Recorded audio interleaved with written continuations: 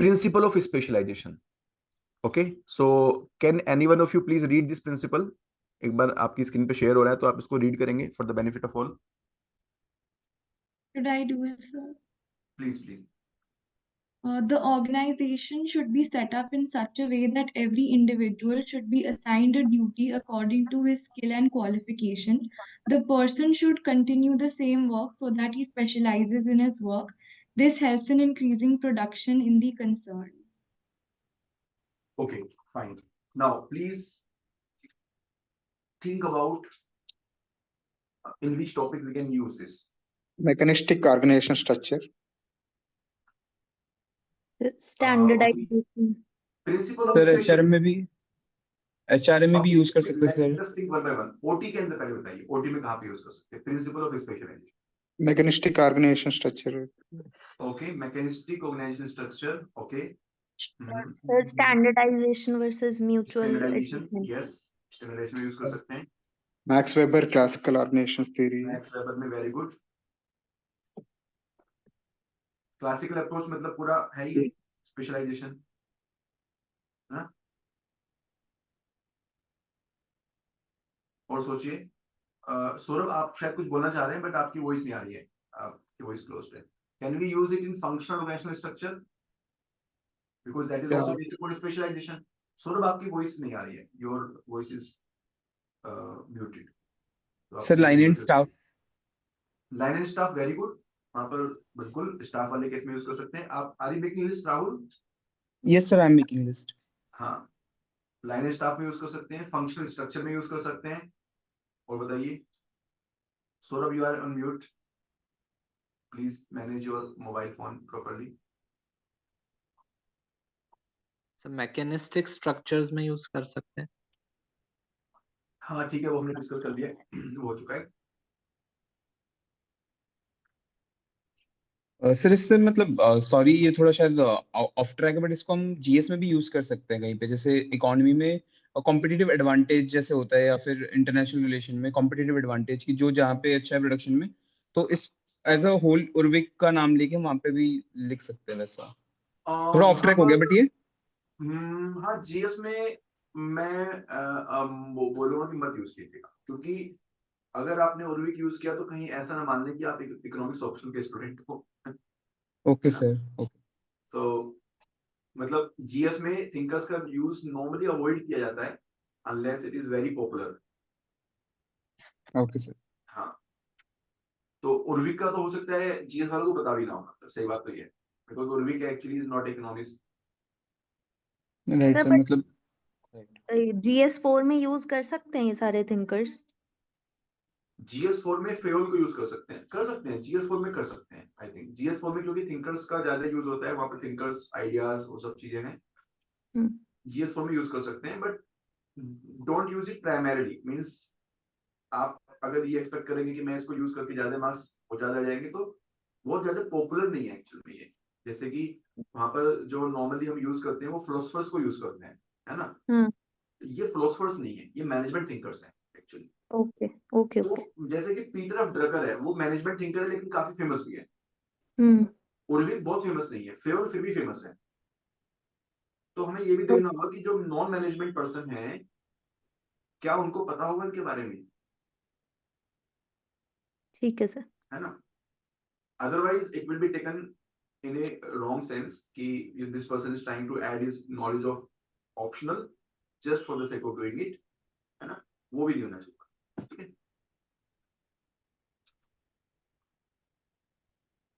fine. Next is principle of coordination. Okay, anyone can please read it once. Should I, sir? Yes, please. Yes. Principles of coordination. The coordination of different activities is an important principle of the organization. There should be some agency to coordinate the activities of various departments. In the absence of coordination, there is a probability of setting up different goals by different departments. The ultimate aim of the concern can be achieved only if proper coordination is done for different activities. Very good. अब बताइए, where at all places we can use this. Sir, integration of organizational goal. Very good. Integration of organizational goals. Integration and differentiation. Integration and differentiation. Integration and differentiation. Very good. बिल्कुल integration use कर सकते हैं इसको. Leadership. Yes, the role of leadership. Yes. वहाँ पे use कर सकते हैं. True. Resolution. गोल्स के अंदर भी यूज कर सकते हैं इसको, जो हमने गोल डिस्प्लेसमेंट को अवॉइड करने के लिए, है ना, to avoid goal displacement, to avoid goal distortion. Because यहाँ पे लिखा हुआ है ना कि if departments have different objective then they have used some words. Line and staff structure for coordination of line and staff.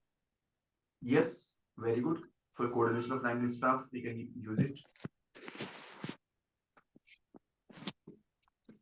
Conflict resolution के लिए use कर सकते हैं इसको ओबी के अंदर, है ना.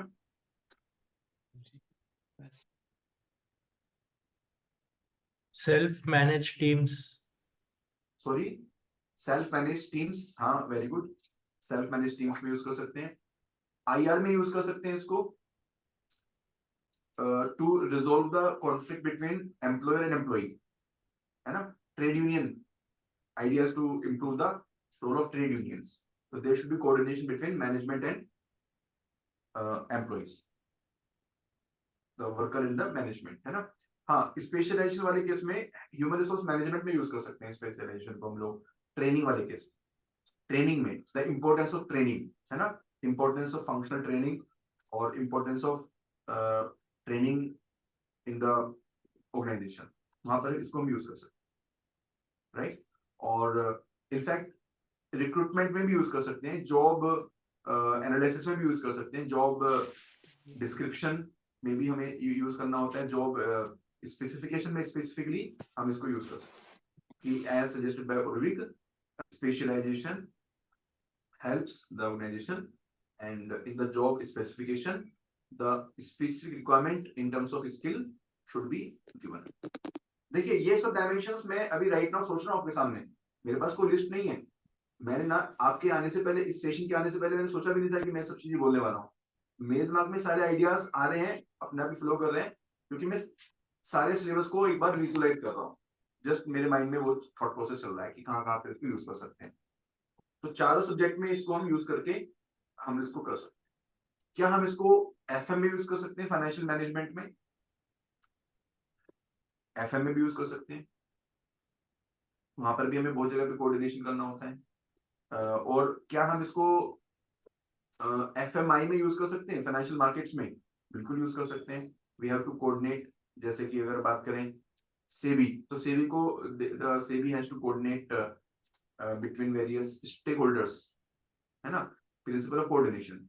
बेसिकली देखिए ये सब मेरी इमेजिनेशन है, आप इस पे ऑब्जेक्शन भी उठा सकते हो, कोई प्रॉब्लम नहीं है मुझे. But if you agree with it then you please say yes sir, it is going fine. Yes. तो ऐसे कॉस्ट में भी यूज कर सकते हैं, राइट, लाइक डिपार्टमेंट्स के बीच में कोऑर्डिनेशन होना चाहिए in order to minimize the cost and do not compromise the quality. Sir FM में कैसे यूज कर सकते हैं, एक बार फिर से बताना प्लीज. एफएम में कहाँ पे यूज कर सकते हैं? एफएम में हम यूज कर सकते हैं. वैसे एफएम में जो मेरे पॉइंट में, मेरा दिमाग में पॉइंट आया था, वो इतना अप्रोप्रिएट नहीं है. वो मैं सोच रहा था कि प्रॉफिट मैक्सिमाइजेशन और वेल्थ मैक्सिमाइजेशन में बैलेंस कर सकते हैं. तो balance is more appropriate there, coordination is not appropriate actually. और कहीं पे यूज कर सकते हैं सर एफएम में भी फाइनेंस फंक्शन में यूज कर सकते हैं, बिकॉज उसमें कोऑर्डिनेशन चाहिए होती है डिफरेंट डिपार्टमेंट्स की फाइनेंशियल डिसीजंस लेने. in fact yes, coordination between investing decision, financing decision and dividend decision. Sir इसको मर्जर में यूज कर सकते हैं. मर्जर में यूज कर सकते हैं. ये that point also clicked in my mind. आप भी इसको यूज कर सकते हैं. थोड़ा सा स्पेसिफिकली और बताइए, एक्सप्लेन कीजिए क्या आप सोच रहे हैं इसमें.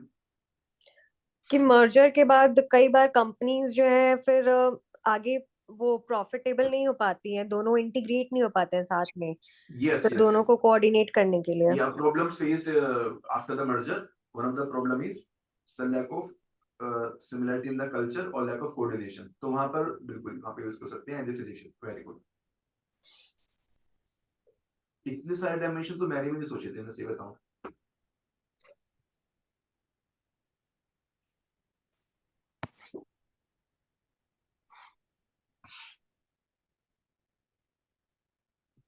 Okay, next is principle of authority and responsibility. Anyone can please read it?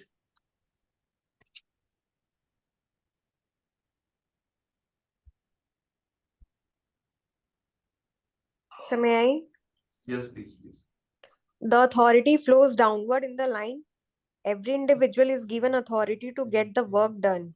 Though authority can be delegated, but responsibility lies with the man who has been given the work. If a superior delegates his authority to his subordinate, the superior is not absolved of his responsibility, though the subordinate becomes liable to his superior. The responsibility cannot be delegated under any circumstances. Thank you, sir. Fine. बताइए कहाँ पे use कर सकते हैं इसको?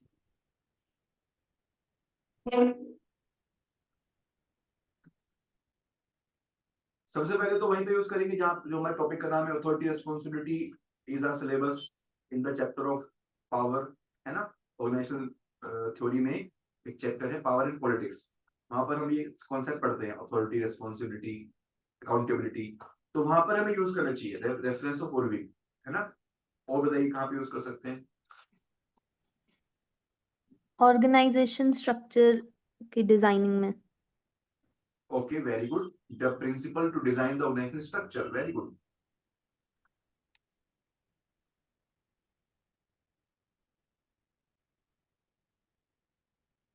Can we use it in ants means chain? है ना? Ants means chain में भी तो यही है ना? Yes sir. Yes sir. The authority is given by superior to the junior, है ना? और क्या हम इसको डेलीगेशन में यूज कर सकते हैं? डेलीगेशन में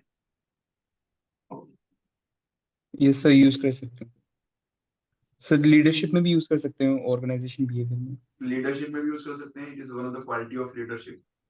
बट वो लीडरशिप में डायरेक्टली वैसा कोई यूज नहीं है, मतलब जी सर, मतलब वैसे डायरेक्ट नहीं है, बट अगर एट्रीब्यूट्स ऑफ लीडर की लीडरशिप, क्वालिटीज मतलब लिखनी हो, हाँ जैसे क्वेश्चन आ सकते हैं ना, attributes of a good leader, वहां पे लिख सकते हैं.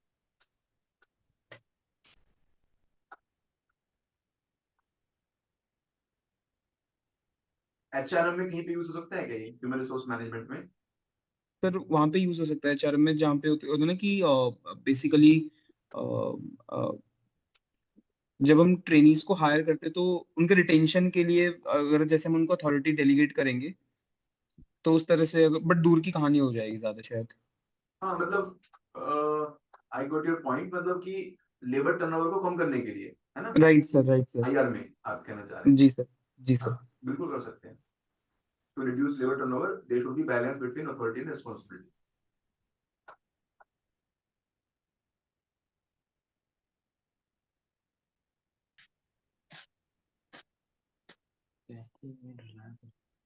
Quality of work life. Quality of work life कर सकते हैं. Yes we can do.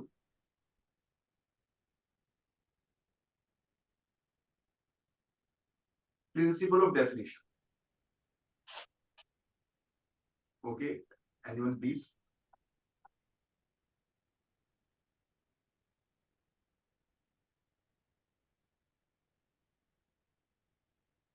मैं रीड करता हूँ sir. The scope of authority and responsibility should be clearly defined. Every person should know his work with definiteness. If the duties are not clearly assigned, then it will not possible to fix responsibility also. Everybody's responsibility will become nobody's responsibility. The relationship between different departments should also be clearly defined to make the work efficient and smooth. Very good. तो यहाँ पर कुछ points हैं, like if the duties are not clearly assigned, then it will not be possible to fix responsibility. यानी कि duties को clearly assign करना बहुत important है. एक ये point यहाँ पर हो गया. Responsibility में इसको use कर सकते हैं हम लोग. Everybody's responsibility will become nobody's responsibility. कहीं ना कहीं यहाँ पर इसको कहाँ पे use कर सकते हैं? Human resource management में performance evaluation. The relationship between different departments should also be clearly defined. तो इसको हम कहाँ पे यूज कर सकते हैं? फंक्शनल स्ट्रक्चर में. फंक्शनल स्ट्रक्चर में यूज कर सकते हैं. और अदर जो हमारी स्ट्रक्चर्स हैं, किसी और स्ट्रक्चर में भी इसको, लाइक प्रोजेक्ट स्ट्रक्चर में भी यूज कर सकते हैं इसको, क्योंकि सभी जगह पे हमारा इन्वॉल्वमेंट ऑफ मल्टीपल डिपार्टमेंट्स होता है. तो we can use it there. और बताइए कहाँ पर यूज कर सकते हैं? सर डुप्लीकेसी ऑफ वर्क जैसे जो ऑर्गेनाइजेशन होती है उसको अवॉइड करने के लिए, Yes, to और avoid low duplication, to unity of avoid command, unity of direction वगैरह के लिए। yes, unit of command. और सर ऑर्गेनाइजेशन गोल में भी यूज हो सकता है कि अगर सब कोई अपना अलग अलग फॉलो कर रहा है तो Yes, वो फिर clearly defined goals.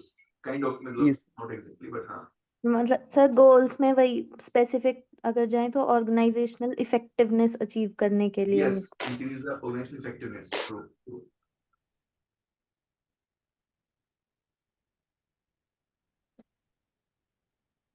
Defining scope based upon the maturity status of the employee. Yes, yes. Defining scope based upon the maturity status. इसको हम we can also use it for reducing the industrial disputes, like preventing industrial disputes, है ना? IR में.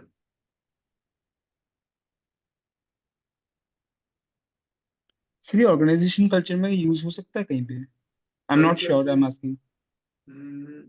मतलब depend करता है कि if you have a question like good culture, तो गुड कल्चर में इट इज अ फीचर, एक जो अच्छी कल्चर होती है, अगर ऑर्गेनाइजेशन में अच्छी कल्चर लेके आनी है तो we have to define everyone's role very clearly, है ना? और क्या हम इसको एचआरएम में एक जगह पे और भी यूज कर सकते हैं? प्लेसमेंट में हेल्प करेगा ये हमें, जॉब डिस्क्रिप्शन, जॉब डिस्क्रिप्शन में भी हेल्प करेगा। Yes,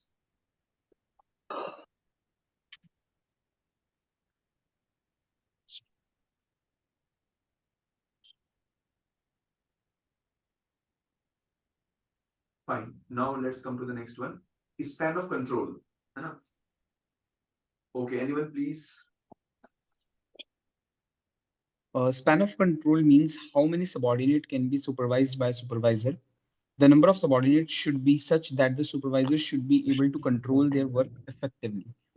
Moreover, the work to be supervised should be of the same nature. If the span of control is disproportionate, it is bound to affect the efficiency of the worker because of slow communication with the supervisor.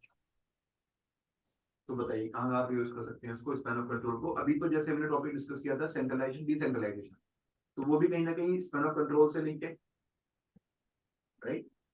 Mechanistic और organic structure में भी span of control काफी role होता है। Mechanistic में span of control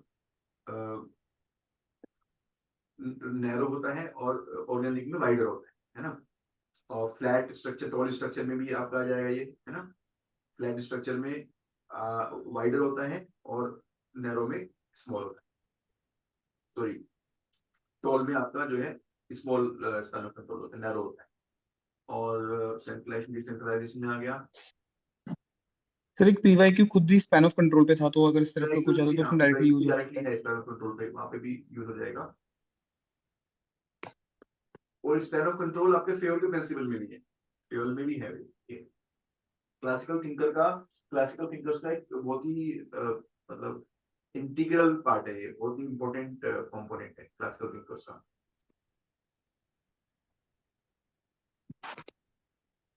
organisation structure,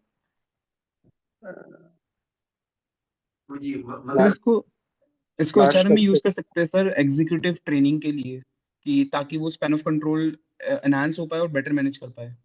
जो executive training एक topic है स्पेसिफिक। ओके, हाँ कर सकते हैं, कह सकते हैं बिल्कुल। जी विदेश, आप कुछ कहना चाह रहे थे? span of control will determine the flat structure or tall or hierarchy. Right. Yes, Saurabh, you want to say something?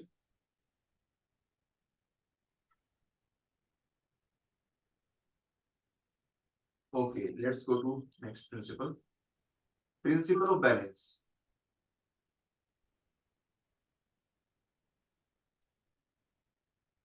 जी विदेश, आप पढ़ेंगे इसको? The principle means that assignment of work should be such that every person should be given only that much work which he can perform well. Some person is overworked and other is underworked. Then the work will suffer in both situations. The work should be divided in such a way that everybody should be able to give his maximum. Very good principle, actually we can use at so many places. बताइए कहाँ आप use करेंगे इसको? Sir division of organization culture में quality of work life में भी आ जाएगी ये चीज। क्वालिटी ऑफ वर्क लाइफ में आ जाएगा, very good. Division of work, classical division thought, of work, classical approach. Centralization decentralization. Yes, centralization decentralization, बिल्कुल। सेंट्रलाइजेशन डिसेंट्रलाइजेशन में लाइक सेंट्रलाइजेशन और decentralization should be in a manner that anyone should not feel overloaded, neither the top management nor the lower management. तो ये जो हम principles discuss कर सकते हैं, कैन वी राइट इट ऐसे मतलब डायरेक्टली कि centralization and decentralization should be based on the principle of balance, या पूरा एक्सप्लेन करके बेसिकली लिखना हमें है? लिखना चाहिए कि principal of balance should be kept in mind while deciding the degree of centralization decentralization. Okay okay. Then principle of balance, maybe everyone is not aware about this, so you can write in the bracket appropriate load of work over every person in the bracket closed. मतलब उसका जो की idea है वो आपने bracket में छोटा सा करके लिख दिया। प्रिंसिपल ऑफ बैलेंस के बाद लिखिएगा, इसको बेटर रहेगा। Principal of balance in the bracket appropriate load of work on every person bracket closed should be kept in mind while deciding degree of centralization, है ना। और स्टार्टिंग में लिखे उर्विक्स प्रिंसिपल ऑफ बैलेंस। तो थिंकर का नाम भी लिखना है, प्रिंसिपल भी लिखना है, उसका मीनिंग भी लिखना है, लेकिन शॉर्ट में लिखना है, शॉर्ट में। Urwick's principle of balance in the bracket appropriate bracket closed then should be. इस तरह से आपको यूज करना है इसको। तो जैसे कि यहाँ पे हमारा क्वेश्चन था, ये जो क्वेश्चन हमने आज डिस्कस किया था, यहाँ पर कंक्लूजन में आप इसको यूज कर सकते हैं, है ना। सौरभ, अब आपको समझ आ रहा है कंक्लूजन का एक तरीका ये भी हो सकता है कि प्रिंसिपल ऑफ उर्विक हम यूज कर सकते हैं, प्रिंसिपल ऑफ बैलेंस यूज कर सकते हैं। सर पावर इन पॉलिटिक्स में भी यूज हो सकता है। पावर इन पॉलिटिक्स में भी वेरी गुड। कोई भी पावर, यस, वहां पर भी कहीं ना कहीं जो पॉलिटिक्स होती है उसका एक रीजन होता है कि there is imbalance of power. तो some people take more power because of they want to capture more and more work, more and more they want to dominate over the other people through getting more work or getting more information. तो वहां पर भी principal of balance use हो। Very good, very good. Sir, equity theory and maybe one of the hygiene factors. Yes, बिल्कुल हो सकता है। Yes, true. HRM में सोचिए, एचआरएम में आईआर में हम कह सकते हैं it can be one of the good managerial practice, है ना, टू मिनिमाइज द डिस्प्यूट्स और to encourage the workers participation in management, है ना। Trade union should also try to achieve balance between managerial and management and workers interest through principle of balance.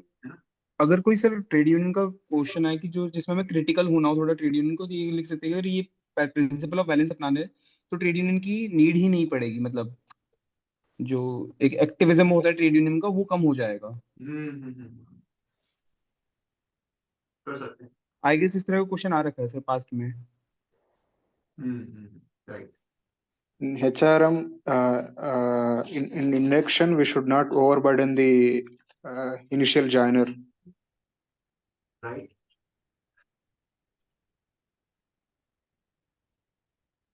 Job analysis में कर सकते हैं इसको। Placement में जैसे आपने बताया, प्लेसमेंट में भी इसको यूज कर सकते हैं, और लेबर टर्नओवर को कम करने के लिए यूज कर सकते हैं आईआर में, है ना। suggestions to reduce the labor turnover, and we can also use it to resolve the conflict in conflict management, है ना। तो conflict का रीजन ये भी होता है। पर्सन जॉब फिट के साथ भी डायरेक्टली लिंक हो सकता है ये। पर्सन जॉब फिट तो थोड़ा सा अलग हो जाएगा, क्योंकि पर्सन जॉब फिट में तो आपकी पर्सनालिटी थोड़ी रहेगी कि पर्सन का जो ट्रेट है और जो जॉब का नेचर है वो आपस में फिट होना चाहिए। Okay sir. तो इसको कहीं पे एफएमआई में यूज कर पाएंगे sir? Principle of balance FMI में हम कह सकते हैं कि balancing the interest of various stakeholders, like from the perspective of SEBI, SEBI should balance the interest of investors and the companies. Insurance regulator like IRDA should balance the interest of the clients and the insurance companies. ऐसा कुछ कर सकते हैं. मतलब उस case में एक general sense में यूज कर रहे हैं, क्योंकि स्ट्रिक्टली देखा जाए तो principle of balance is about workload. अगर हमने देखा ना उसको मीनिंग क्या लिखा है उर्विक ने. बेसिकली उर्विक का नाम ना लेके सिर्फ एक की टर्म की तरह यूज कर सकते हैं. हाँ राइट, हाँ वहां पर उर्विक का नाम लिखे हुए ना, आप इसको एक जनरल स्टेटमेंट की तरह यूज कर सकते हैं. Principal of balance can be used. Yes.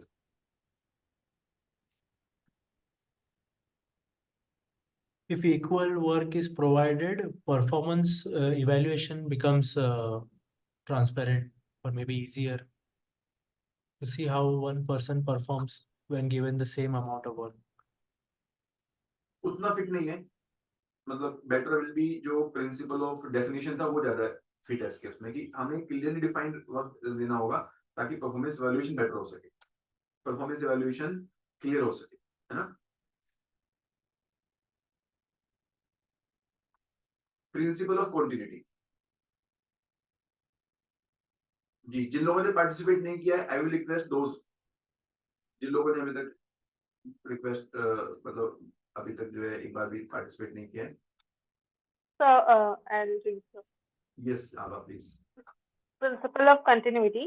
The organization should be amendable according to the changing situations. Every day there are changes in methods of production and marketing systems. The organization should be dynamic and not static. There should always be a possibility of making necessary adjustments. Very good. Thank you. बताइए, बहुत ही अच्छा principal है, बहुत सारी जगह पे use होगा. Sir organization goal. Adapting to environmental changes. Adapting to environmental changes. Okay. Organizational goal. Preventing goal displacement, है ना. Very good. हाँ, सॉरी क्या बोला आपने राहुल? सर गोल का ही बोला था सर मैंने, ऑर्गेनाइजेशनल गोल. चेंज मैनेजमेंट, चेंज मैनेजमेंट पे यूज कर सकते हैं इसको. Organic structure. Organic structure, very good. Training, the need of training, importance of training.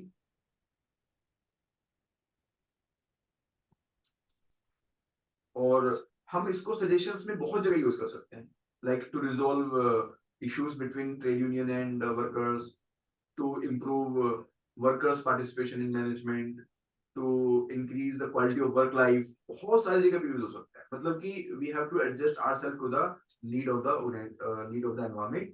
Like there is a change in the technology, like more and more AI is coming. So principle of continuity. Lot of topics, मतलब जहाँ पे हम इसको use कर सकते हैं. Labour turnover को reduce करने के लिए हम इसको यूज कर सकते हैं. सर कैपिटल रिस्ट्रक्चरिंग में भी यूज हो सकता है सर. कैपिटल रिस्ट्रक्चरिंग, यस बिल्कुल. कॉर्पोरेट रिस्ट्रक्चरिंग में यूज कर सकते हैं. Sorry corporate restructuring. कि बेसिकली कि अगर रिस्ट्रक्चर हो रहा है तो उसके बाद कंटिन्यूटी किस तरह से वो रखे, उसके लिए पहले से प्रोविजन बना के चलने का. Right.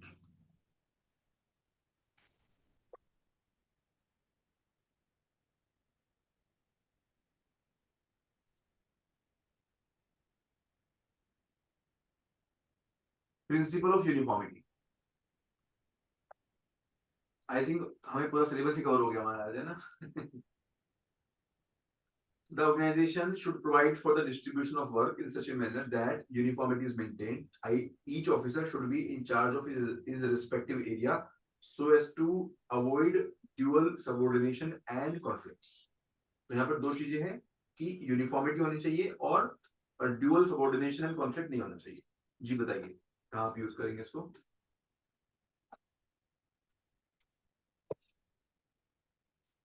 Conflict resolvement. Conflict resolution, yes. Standardization. Organizational structure sir, मतलब creation of structure, yes. Very good.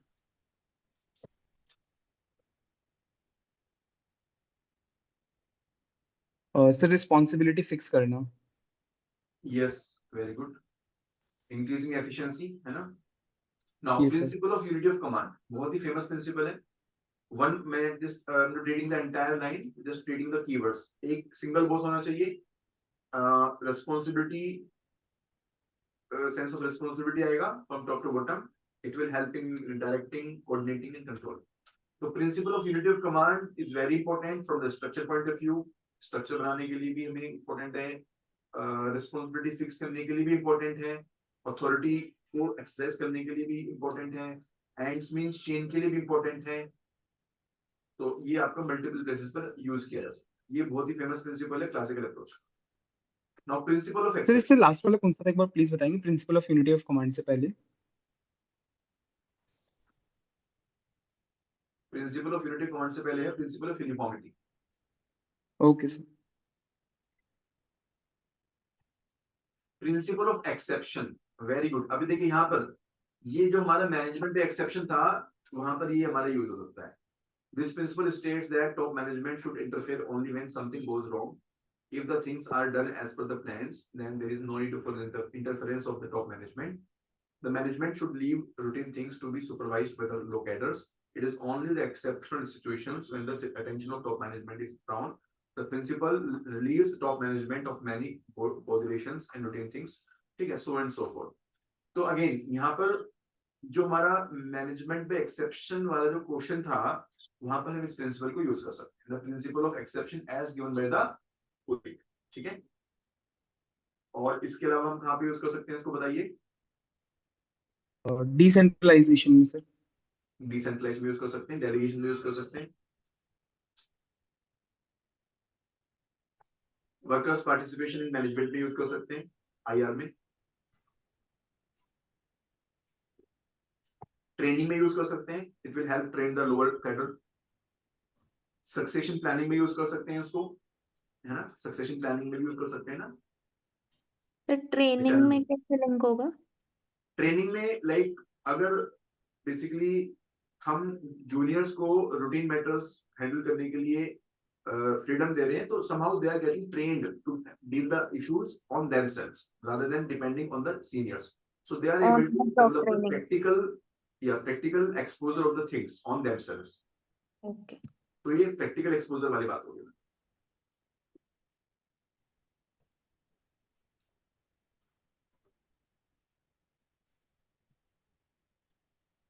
Sir एक बार सॉरी, इसके एग्जांपल से एक बार रिपीट कर देंगे. Decentralization, succession planning, training, workers participation in management, WPM, succession planning. हाँ succession planning. Done sir.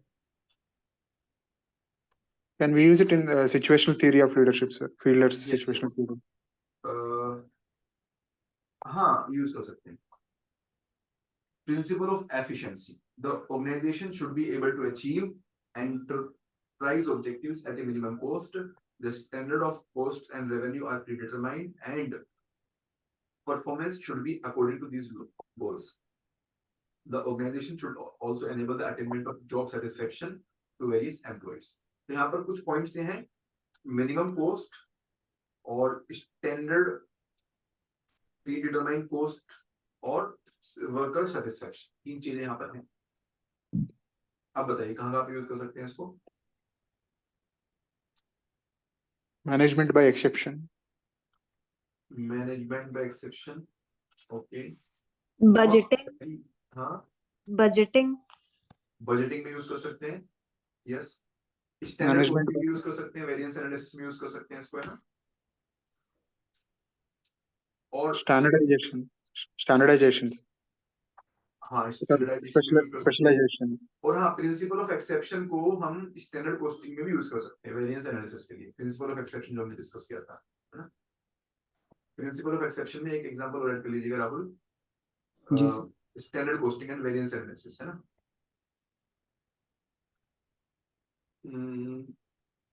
Principle of efficiency को हम और यूज कर सकते हैं. वर्कर सेटिस्फेक्शन की बात चल रही है ना, तो क्वालिटी ऑफ वर्क लाइफ के लिए.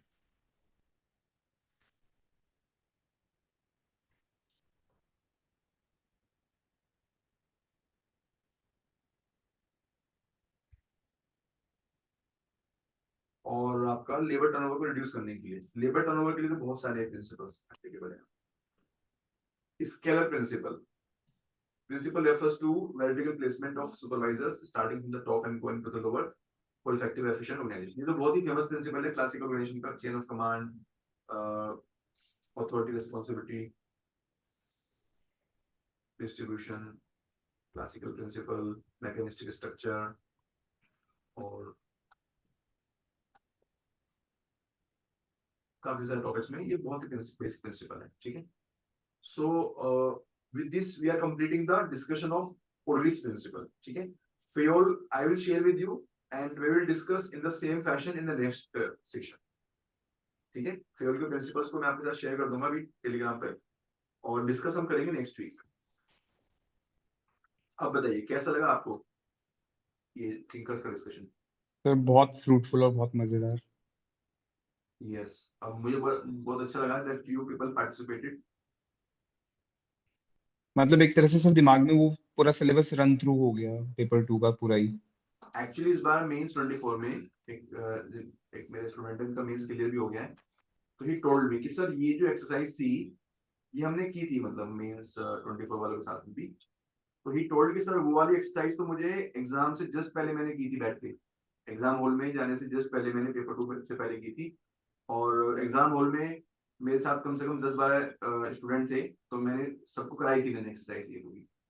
एंड ही वाज सेइंग कि मतलब मजा आ गया पेपर लिखने में, क्योंकि इतने सारे प्रिंसिपल, फेयोल, ओरविक, वेबर और भी प्रिंसिपल आपको करूंगा, classical principles, new classical principles, इतनी सारी जगह पे आप लिंक कर सकते हो पेपर 2 पेपर 1 में कि आपको कंटेंट की कमी नहीं पड़ेगी। कंटेंट अपने आप में सफिशिएंट है और आपके जो डायमेंशन है वो ओपन अप होने स्टार्ट हो जाएंगे।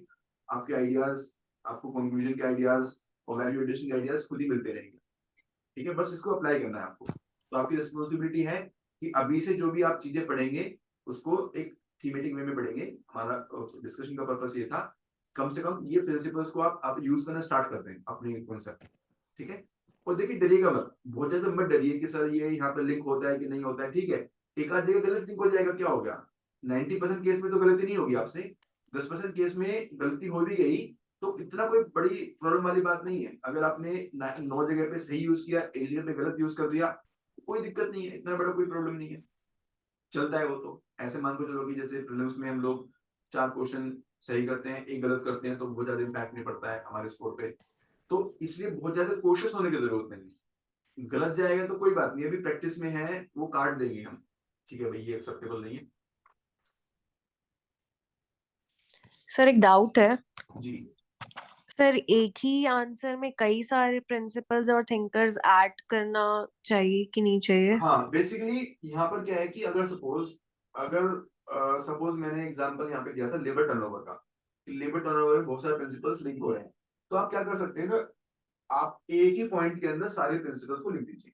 ठीक है, that principle of efficiency in the bracket, उसका meaning, comma, principle of definiteness, principle of definition in the bracket, comma, principle of this, मतलब these principles of Horvick can be followed by the organization to minimize the labor turnover। ठीक है, तो ऐसा नहीं है कि आपको पूरा पैराग्राफ लिख देना है उसके ऊपर, एक ही पॉइंट में सारे प्रिंसिपल को लिख दीजिए। ठीक है, ओके सर।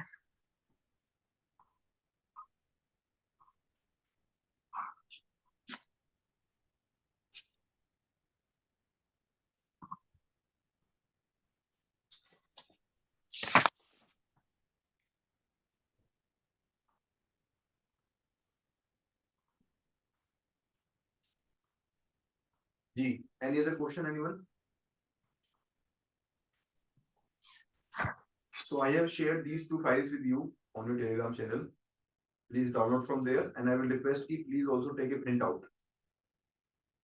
और हो सके तो इस क्लास के बाद में आप बिना देखे फिर से ये एक्सरसाइज कीजिएगा अकेले में बैठ करके, so that you become more and more habitual of this kind of practice।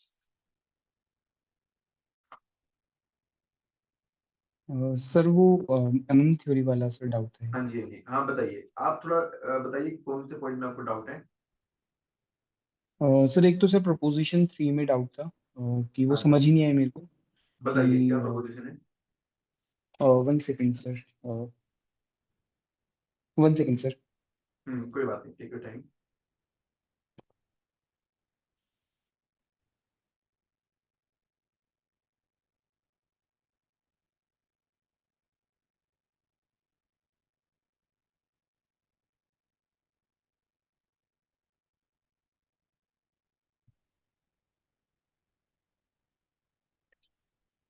Sir जी बताइए।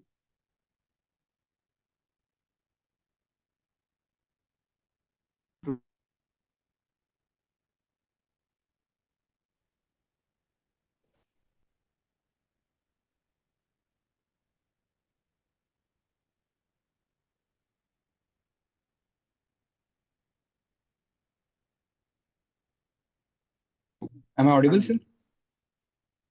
Sir, हाँ, proposition 3 है, the appropriate discount rate for a particular investment proposal is independent of how the proposal is to be financed.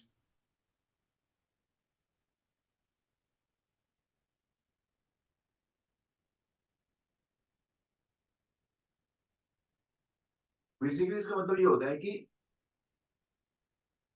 जो discount rate है, discount rate normally क्या होता है, जो हमारा ओवरऑल कॉस्ट ऑफ कैपिटल होता है ना। जी सर। तो अगर हम फाइनेंसिंग मिक्स चेंज करते हैं, लाइक अगर हम एक मिक्स हमारा है कि हम इक्विटी और डेट को इक्वल यूज कर रहे हैं, दूसरा मिक्स हमारा है कि हम डेट इक्विटी कम यूज कर रहे हैं, डेट ज्यादा यूज कर रहे हैं, ठीक है। तो एक ये इशू आ सकता है कि हम ये बोल सकते हैं कि सेकंड वाले केस में डेट ज्यादा यूज किया गया है तो कॉस्ट कम हो सकती है ना। तो ओवरऑल जो कॉस्ट ऑफ कैपिटल है वो कम हो जाएगा, तो डिस्काउंट रेट कम हो जाना चाहिए। तो यहाँ पर ये कहना चाह रहे हैं कि जो फाइनेंस मिक्स है उसकी वजह से कोई भी अगर change in overall cost of capital होता है, वो कोई भी यहाँ पर उस चेंज को यहाँ पर कंसिडर नहीं किया जाएगा। आप इसके assumption पढ़ रहे हैं क्या? assumption? नहीं सर, ये proposition 3 है सर, assumption नहीं है। एक बार आप मुझे स्क्रीनशॉट भेजिए, कहाँ से पढ़ रहे हैं आप इसको? सर भेजता हूँ सर।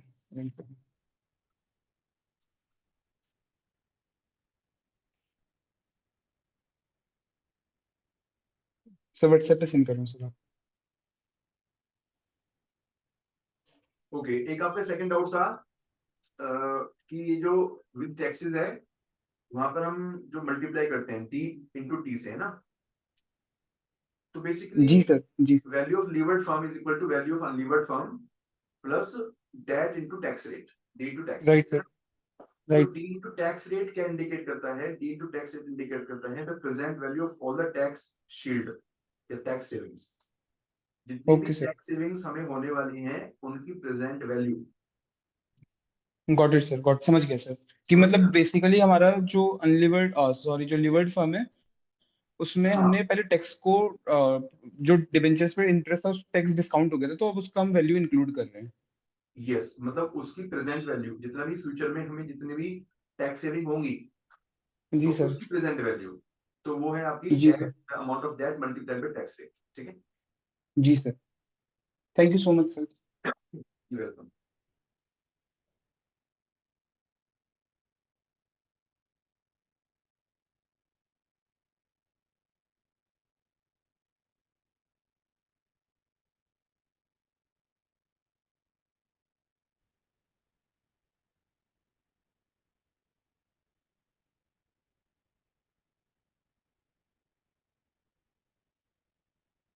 सर मैं आपको एग्जांपल्स की कॉपी भी भेज रहा हूँ सर।